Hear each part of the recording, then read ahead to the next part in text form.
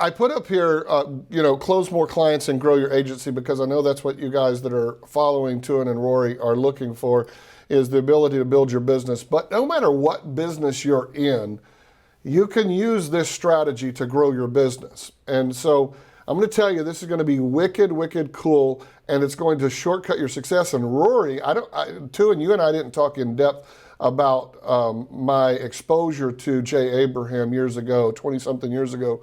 But Rory has been on a path of, I know, consuming Jay's stuff, and I'm a big fan of it. So this is one thing that many, many years ago I learned from one of my mentors before I ever knew Jay existed. But then when I was exposed to Jay's stuff and learned what he calls a host beneficiary or a host parasite relationship, essentially a strategic alliance, something that is piggybacking off of the success of another, this is that 3-step strategy.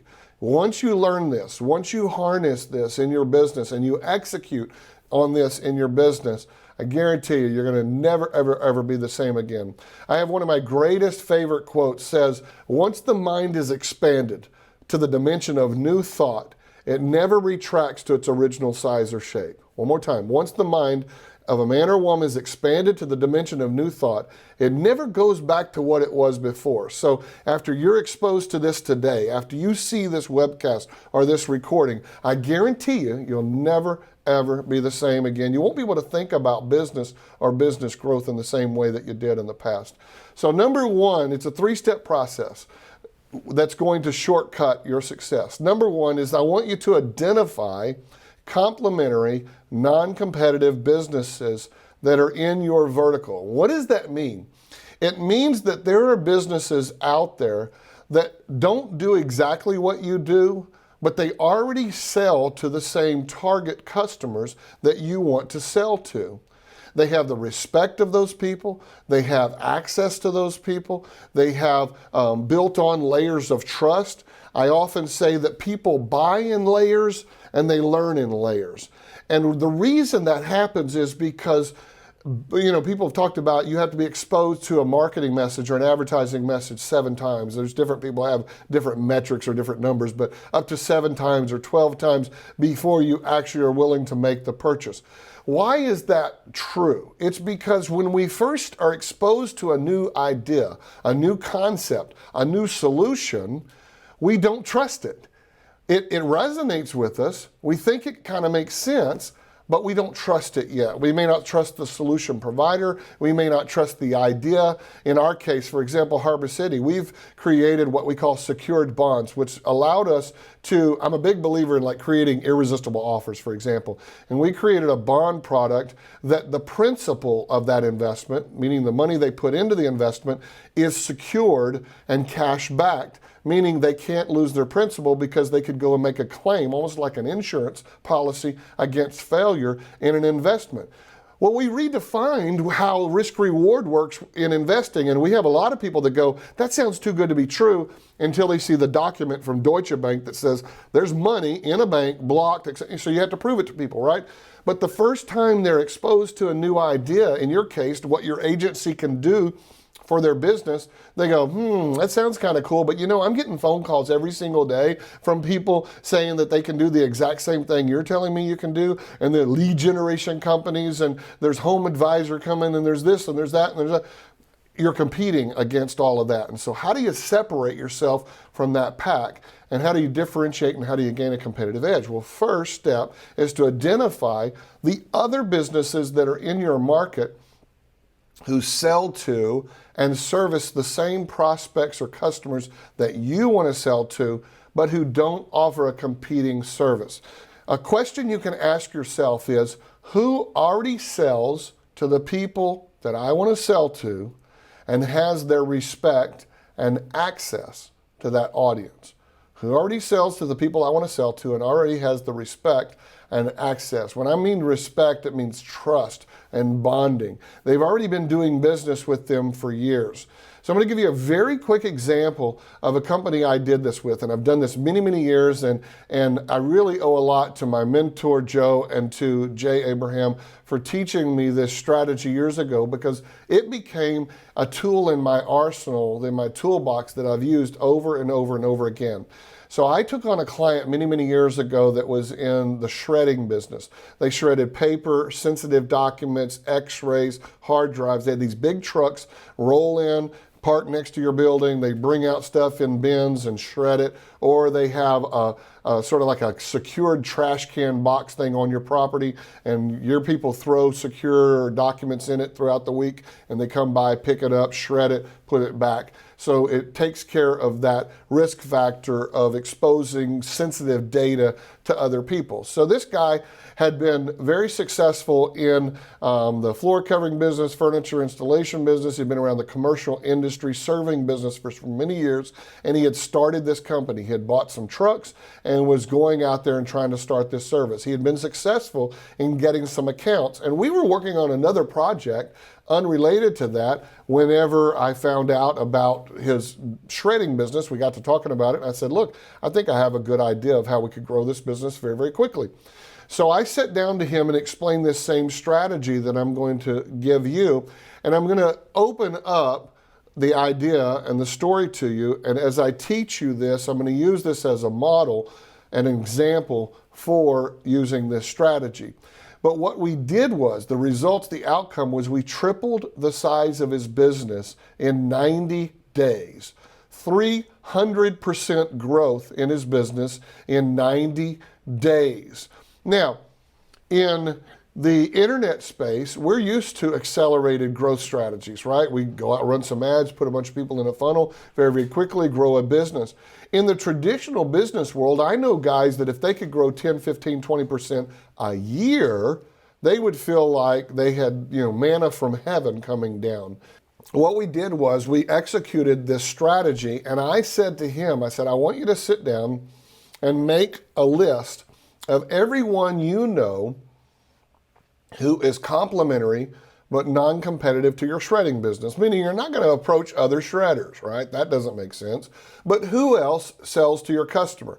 Now, that brings you to an interesting dilemma that you have to have completely dialed in who your target customer is, right? So you have to know exactly who it is that you're selling to before you can execute on this strategy. So if you're an agency owner or a business owner of any other kind, the first thing you need to have done, and if you haven't, you need to do it now when we're done with this little podcast workshop, is sit down and say, who is it that I am really trying to sell to? Who is my ideal target? Some people call it an avatar. And we've got a worksheet. In fact, if y'all don't have one, I can hook your guys up. We can give them a download link to be able to download an avatar worksheet that we use in our companies.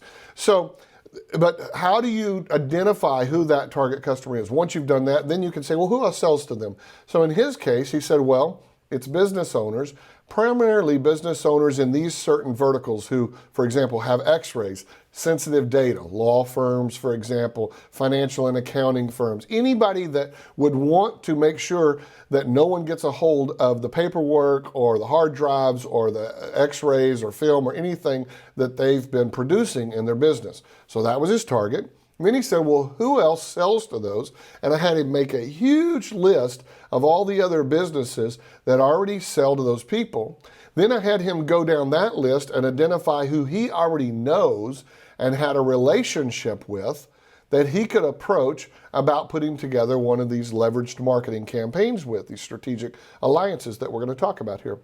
So once you've identified who those people are, he said, well, I found one that does commercial furniture installation, another one that does carpet cleaning, and one that puts out bottled waters in the big bottles of water in companies, the little machines, And he had a whole list of people that he was a member of, like the local Kiwanis or Rotary with, or that he went to church with. And I prompted him through all this process.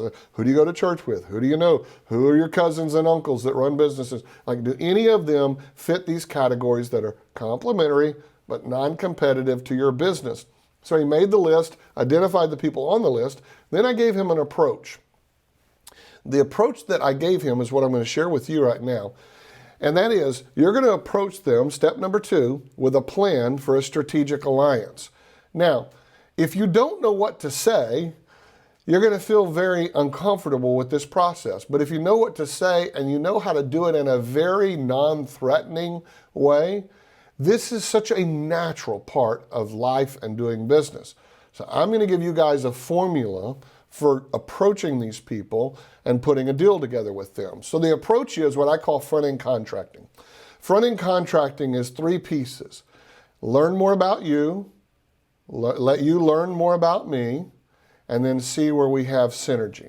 So I'm going to use Rory as an example. Rory, I come to you and I've already identified that you sell to the people that I want to sell to. We both have a common target customer. You already have a list of people that know, like, and trust you, that you've been doing business with, who trust your service, who trust your ethics, who trust your willingness to go the extra mile. You've done all of that layers, right, of stacking on layers of trust and bonding.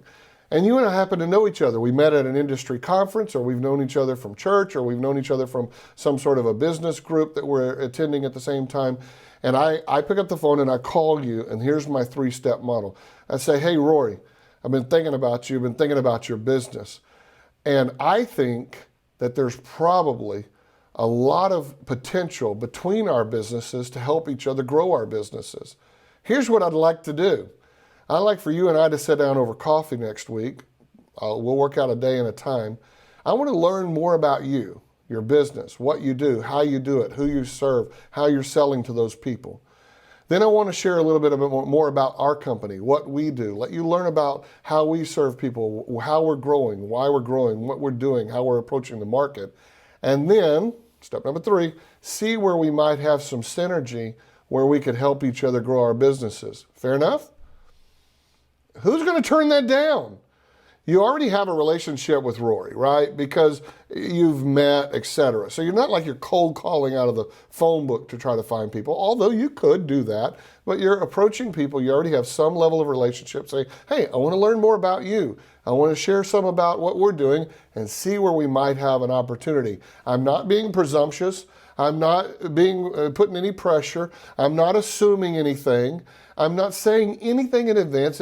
I think there's some potential here. And if you want to grow your business and I want to grow your business, it makes sense for us to sit down over a cup of coffee, or if you're not in the same town, sit down over a Zoom webcast or something and talk about how we might benefit or help each other. You guys think you could do that? Rory, Tuan, y'all think y'all can make that kind of a phone call to somebody? Definitely, Yeah, man. of course. I mean, it's I think something. anybody, they already have connections at some level. Maybe they haven't thought about it that way, but people have connections. You have it. You're right. And the moment you sit down and you inventory those contacts, you realize how much value is sitting idle in your Rolodex. What I call, I'm old, so it's called a Rolodex. Today we call it a database or a CRM, but back in the day we had a thing that you flip these little cards on some rails. They called it a Rolodex. But anyway, step number 3 in this process. So you've approached these people, you've gotten a meeting with them, and as you sit down with them, you put together a plan for how you could do a cross promotion with them and how it makes sense. This is, by the way, guys, an entire course. I taught it in the past to guys. We could teach it, but I want to give you the framework. We have like 30 minutes together today. So step number 3, execute a leveraged client acquisition campaign with them. What does that mean? It means an opportunity to introduce your business to their clients who already know, like, and trust them. And that can come in a lot of ways. Number 1, it could be an event. It could be where if you're in a local market, maybe you host an after hours, you buy some hors d'oeuvres, or what one of my friends called horty hors, but you buy some hors d'oeuvres and you invite everybody to come, and your VIP client, their VIP clients come, and you do a little information thing, or you just meet them and talk to them. Maybe you do a little luncheon, a little round table at a breakfast or a luncheon about business growth, and maybe you do something super informal at that round table and share with each of those business owners how they could grow their business. And then ultimately, that obviously could lead to potentially an agency relationship. Could be a seminar. You actually physically go and do a seminar. I did a seminar years ago, closed $110,000 in consulting business in 45 minutes from a little seminar with like 30 people in the seminar. And there were like husband and wife teams and business partner teams. I think there were like 12 buying units in the room. closed over 6 figures in one little free seminar I gave away called 5 Ways to Double or Triple Your Business. That's all it was. But the key to that was I had a strategic alliance partner who was complementary, non-competitive, who had a list of business owners that met the criteria I was trying to sell to, and he promoted that to his list. This is back in the days of fax. He faxed it out to his list, and people signed up for this little webinar or a seminar in person, physically. And all I did was I got up and I gave value. And what I did, you guys could use this model. I taught for about 30, 45 minutes. At the end, I did a hot seat with a couple of people in the room, and a hot seat is basically letting them sit there and you break down their business and specifically apply what you've just been talking about to one specific business right in front of people. So it's like a consult right in front of other people. And then at the end, I said, hey guys, you like this? You like this idea? Would you like to be able to do the same thing? Fill out a form and let's talk about doing business. And I closed $110,000 in new consulting clients from a 45-minute speech. It works. So you could do the same thing too. A webinar, a virtual version of that. A mailing, and I'm going to talk about that with this client that we mentioned, this model that we talked about. And you could also do a collaboration. I kind of think of, now, there's nobody on here today that I'm like trying to target you. I did this as a favor to Rory and Tuan to come and just share some knowledge. And obviously Jesse's here, we're capturing some content. But if I were trying to recruit agency clients, I could have used this collaboration appearing together on some sort of a podcast or a video recording or something. I consider those collaborations. They're very easy to do. You put together a few slides, you teach their people some stuff that they need to teach. And if their people like it, maybe they want to come to you and learn how to get access to your stuff. So anybody can do this. This is something you can start doing immediately. So let me talk about for just a second what this looked like with my particular client. So he made that big list. He identified the people on his list that fit that criteria that he had a personal relationship with. He booked the coffee meetings with them, breakfast meetings with them, went out and met with them, got them to agree. Now, what I did for him was I built the whole campaign. I wrote the letter of endorsement or introduction. I created a little gift certificate that gave away a first month free of shredding services. And I gave him kind of a framework for how this should work and told him what to say to them. So what he offered to these people was, he said, I will pay for the mailing, pay for the printing and pay for the mailing. I will be glad to give you money for each person that comes on board and becomes a customer ultimately, if you want money. Or, and this was my suggestion to him, because some people feel a little weird about getting referral fees and stuff like that. They don't think that it feels weird to them, about taking money for sending someone to a customer to somebody. And I said, give them an out and say, if they don't want the referral fees, that whatever money is generated, that you'll make a donation in their name to whatever their favorite cause is. And that gave people, let them off the hook of feeling like it was weird or unethical or strange. So he went out, he made the approach, he got the relationships. We ended up with 3 relationships. One was that commercial furniture installation company, commercial carpet cleaning company, and the bottled water company. Now, he approached several people, but the close ratio was high. It was like maybe approached 5, 6, 7, 10 people. He got 3 people locked down, willing to do it. The furniture installation and the carpet cleaning company both mailed their list. He paid for the postage, he paid for the letter, the printing. The letter basically was, hey, it was a setup. It was copy, right? The setup was, hey, we're in a time where data is sensitive, it's important, you don't want to expose your customer data, etc. The best way to take care of that is to make sure that you're shredding that data. I've been working with a company that does an exceptional job. Here's why they're amazing and wonderful and trustworthy and dependable. And I have, on your behalf, as a gift to you, negotiated a first month of free shredding to give to you. And there's a gift certificate enclosed with this letter.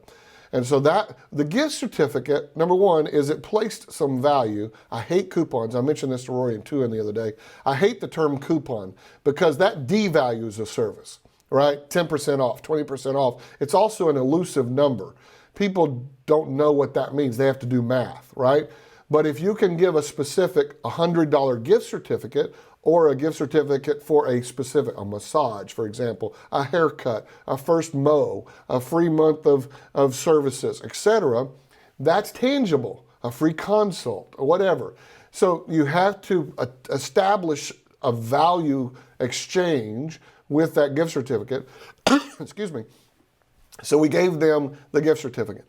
The bottled water company didn't want to mail their list because they were already mailing their list statements every month. So what they did is they had him give them 2 sets of the letters and the gift certificates. That was, let's say they were mailing out 600 statements a month. They had him give them 1,200 of these letters and gift certificates, and they inserted it in with their statements that went out to all of their customers for 2 months in a row.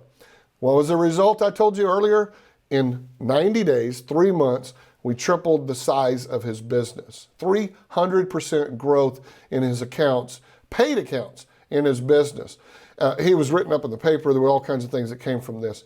This model works, guys, and it's a 3-step process. Who sells to the people you want to sell to that don't compete with you? Approach them and put together a strategic alliance, and then execute on that with some sort of a tangible promotion that has a finite call to action. So call us and get this first free month shred.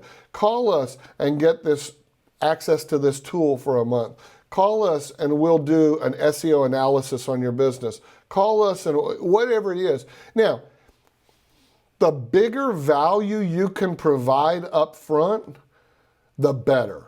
Meaning, what do you lose by providing people exceptional value and giving them results in advance of them giving you money?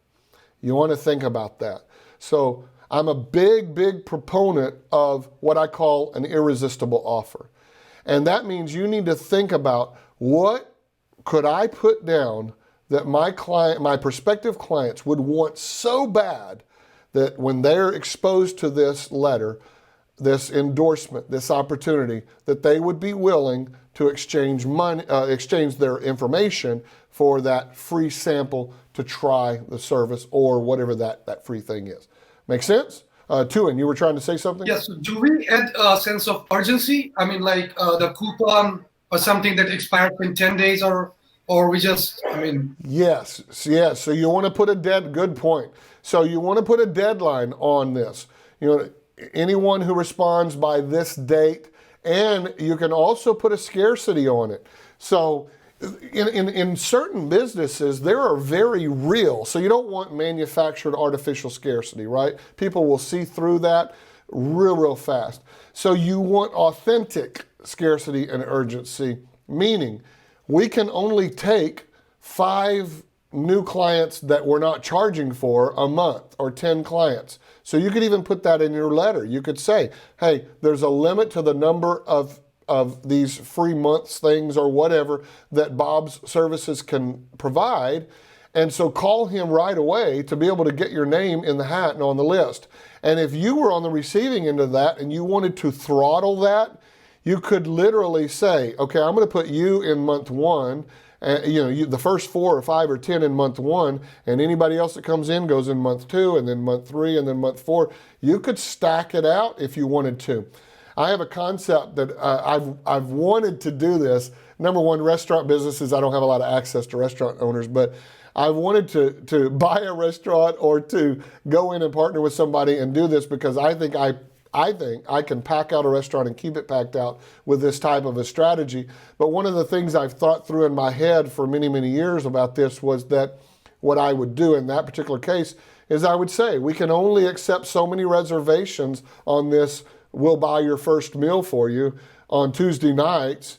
We can only accept 5 people every Tuesday. So we have a list with 5 blanks on it, and we put those names on, and then we do the next Tuesday, and the next Tuesday, and the next Tuesday, and you can build a business like that. That could work in any business, but you're right. You want a deadline that creates urgency, and if possible, you want limited numbers or quantities so that you create scarcity. Good point and good question.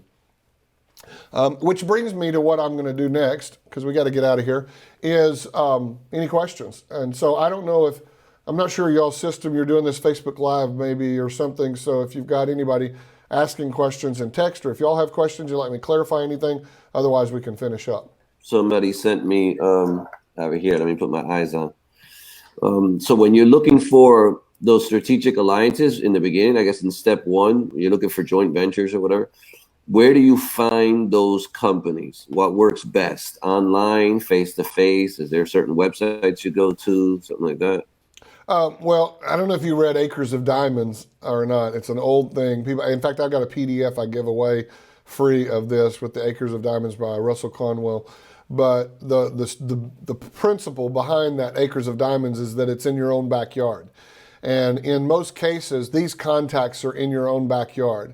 I would first go to your LinkedIn and your Facebook and any other contact list that you have where you already have relationships with people that you've done business with, or that you've attended conferences with, or you've networked with. Go to your Facebook Messenger. Who have I messaged with over the last 6 months? And put your filter in, right? Of these people, do any of them currently sell to the people that I want to sell to? I think you're much better off going in warm on this kind of a strategy than you are going in cold. You could go in cold. So if you wanted to go in cold, you would sit down and you would make that hit list of all the businesses that sell to the people that you want to sell to. And I would find some affinity. I'd call them up and I'd say, hey, Bob, you and I are in the Melbourne area, right? So I would find some point of connection with them. We're both in Tuan and Rory's Facebook group. You know what I mean? So I would find some connection that I could open with and say, we're both in Roy and Tuan's Facebook group, or we're both in the Melbourne area. I went out and looked at your LinkedIn. I looked at your website. It's obvious to me that we sell to a lot of the same people. I know for a fact some of my people would benefit from your services. I bet there's some of your people that would benefit from my services. Here's what I'd like to suggest. Boom, boom, boom, right? So if you were going in cold, find some form of affinity between you and them. Oh, that's good, man. That's good. That definitely should answer the question. I have another one here. Actually, this one, it's when we were talking about the gift certificates. I have someone I work with that I mean, they deal with really, really high-end clients, and they he keeps telling me, like, gift certificates aren't going to work. Like, I need something else to be able to entice people. Besides, like, they're not really like, I mean, nobody minds saving money, but you can't offer them a $300 certificate when it's a $500,000 project or $1 million project. Yeah, so you can create lead magnets as well. So we're all familiar with. So if you have let me give you an example. My preference is to let people sample the service. That's the best because it's results in advance. Now, sometimes you can't do that. Your product, like, I can't give somebody our bonds and they start making money off the bonds and then they can invest their money later, right? So that's not possible. So you have to look at a customer journey from where they are today to where they want to be, the result, and see if there's something in that process that you can provide to them that gets them closer to where they want to be, and you can package that in the form of a lead magnet. So it could be a cheat sheet or an education piece or something else that moves them down the path. And many of us have done strategic alliances and joint ventures where we did like this, a webinar or a video conference, and we gave a lot of value. And like today, I would be willing to bet, I'm not offering any services, so I'm going to make something up. Let's say that I sold sales training for agency owners to teach them in the trenches sales techniques to close more clients, right? And I was trying to do that.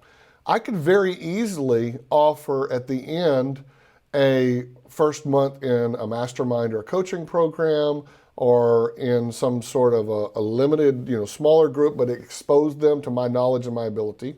I could offer them a first free consult strategy call. I was doing these back in 2003, 4, 5, 6, before everybody started doing strategy calls. So I know a lot of people do strategy calls now as a way to close. And if it's a thinly veiled sales pitch and not really delivering value, again, people will see through that very, very quickly. But in the past, when I offered consulting and coaching, I charged $1,000 an hour for consulting and coaching. And I mean, this is not like a number I made up. I can show people PayPal and merchant accounts where we had those transactions, where I charged people for that. And what I did, though, is when I gave a strategy call, a free consult, and I told people up front, I gave as much value on that free strategy call as if they had paid me $1,000. I held nothing back. And here's why. I believe if you can tell everything you know to somebody in 1 hour, you don't know very much. And so why are you worried about giving away too much? Give everything you can on the upfront to people and they'll be attracted to you. Don't hold anything back. I've Facebook messaged people before and said, hey, you got a broken link on your website. And by the way, if you'd like to learn how to let's get on a call. This is years ago. And they'd get on a call with me and I would just open up the pipes. I'm like, you need to do this, and you could do this and do this. And they're like, dude, could we get you to help us do this? So people want to give back. Reciprocity is an extremely powerful engine for growth and for relationships and for selling. I believe this. You can write this down. The more you give, the more you get. But you got to give before you get. That's law. You can't circumvent that. And so when you're thinking about, I can't give away my product, that is true in some cases. My bonds are an example. There's some products you just can't give somebody a car. Now, you could let them test drive the car, and there's some aspects of that, but you can't give them the car so what could you do? You have to think about that. What are some of the things that you could do to expose people to your services in advance? I can give you an example with a jewelry store, for example. They wanted to sell more jewelry products, but they also had a service department. So we created a gift certificate that gave away $25 in free jewelry service and repairs. People could come in and use it to get stuff fixed, an old watch that they've had in their drawer forever, and they could bring it in. And what I knew was my client's markup was about 3x on service. So a $25 gift certificate cost him $8, $8.35 or whatever. So to acquire a client for $8 and something, in what world does that not look good, right? So you have to understand your business model and your client acquisition cost and what the lifetime value of a client is. But what happened is they had people come in the store, get service, and then while they're getting service, they're looking around in the cases and they end up buying something, or they get on his list and now he's marketing to them and they buy stuff over time because we had already established what the lifetime value of a client was. So you just have to think creatively. Sometimes you can't give the product or service. Years ago, I visited the Coca-Cola factory in Atlanta, Georgia. And I went through on the tour, and at the end, in the little gift store, I bought the DVD. This is back in the days when we put movies on disc. But I bought the DVD documentary of the story of Coca-Cola. And I watched it many, many, many times. Now, I'm not watching it for entertainment. I'm a business guy, so I'm like, what can I learn here? And one of the things that was interesting, so Doc Pemberton started Coca-Cola Company, but he didn't make a success of it. It was Asa Candler who bought the company from Doc Pemberton and ultimately built that company into a success. What Asa Candler did to grow Coca-Cola in the early days is he created little certificates for a first-time free Coca-Cola. And he gave it to traveling salesmen who went all throughout the United States giving away. You remember that song, I'd Love to Buy the World a Coke? Asa Candler bought everybody their first Coke. Have a Coke on me. Why? Because he knew if they liked the product, they'd be back again. The more that you can think about your business in terms of that to give away access, results in advance, something that will move them down the path that will allow you to demonstrate your capability and your reliability and your performance, the better off you are. So I look at it as trying to make it an irresistible offer so that it's the lowest barrier possible for that person to jump over and become a prospective client for your business. That's good, man. Like over here, our group, a lot of these guys are building agencies. So if you're sharing, if you have the client online and you're sharing them the exact strategies that you're using, you're not going to don't be scared that they're just going to get up and start doing what you're doing. One, they're probably really busy anyway. So you're just sharing your knowledge and they're going to say, hey, that's good, man. Can you do it for me? Because I don't have time. Or two, they're going to realize it's a lot more skill, and you have to have a lot more experience in actually doing, like, oh yeah, I can place a Facebook ad. It's like, yeah, but Tuhin's been doing this for years. Like, he's really good at it. So going with our service they realize that it's not as easy as we make it sound sometimes, So yeah, don't be scared to give out that information. Remember this. Here's something you can write down. Write down this quote. Service to humanity is man's greatest work in life. We get back in direct proportion to what we give out to other people. It just keeps coming and coming and coming. The more you give, it just keeps, you'll never outgive the universe, I promise you. There are so many businesses out there, and to the point that you made just now, Rory, most people don't want to do it. Dan Kennedy, if any of you that followed his old school, he passed away last year, but he was a very old school marketer, created a program called Magnetic Marketing and wrote many books, these no bull books and all that. But Dan Kennedy was a master direct response marketer. And one of the things that he talked about was that everybody says, teach a man to fish and you'll feed him for a lifetime, right? Give a man a fish, you feed him for a day, teach him to fish and he'll eat for a lifetime. But the fact is, Dan said, the fact is nobody wants to know how to fish. They want a plate with a nice fillet with the rice pilaf and the asparagus on the plate and a roll and a glass of sweet tea. They don't want to freaking fish. They got other crap to do with their day. They're trying to build their business, not learn how to run ads or generate clients online or whatever. So go out there and teach them the model, and they're going to come back to you. Another old school guy, Gary Halbert, direct response copywriter, was a master, also is dead now. But Gary Halbert talked about his very first copywriting seminar that he ever did many, many years ago. He charged $7,000 for people to come, and that was in a time when $7,000, it's still a decent amount of money. It was a lot of money back then. $7,000 to come learn how to write copy from Gary Halbert. Packed the room out. Taught them for, I think it was 3 days or 4 days that he taught them copy. These were all business owners and people that wanted to learn how to write copy so they could better market their companies. They all got on the plane and went home. 2 weeks later, they all called Gary and said, could you please write our copy? Why? He had become the authority in their minds, and they didn't want to do the work, so they just gave it back to him. And it's the same thing in the agency business. The more you teach, the more you give, the more you can parade your expertise out in front of people and provide value in advance, the more the business will come back to you. I just want to let people know we had two listeners that posted questions. One says, question, can a webinar or Zoom call be a good tool to start creating my courses? Oh, 100%. Okay, so I can speak for, I have over 50 info products that I've created over the years. Many of those products were created by building an outline, a set of slides like we did today, teaching it live, and then it became the course. So yeah, there's your answer. That's a great way to create a course. Next question. Richard says, is there any free app or website that gives an email sequencer for email marketing that registered to my opt-in? I guess like a MailChimp or something, right? Yeah, ActiveCampaign is what we use. I know you're a big fan of ActiveCampaign because it not only mails, but it's got so much automation capabilities with it, the ability to let the technology do the heavy lifting for you on all this. But yeah, I mean, most any of those will work, and most of them either have an API that you can tie into your app or software, and if they don't, most of them will connect to Zapier, which will then connect to most apps and things out there. So. All right, so I hope you enjoyed the video, and I hope your mind is just set off in all the different ways that you can use this strategy that you just learned.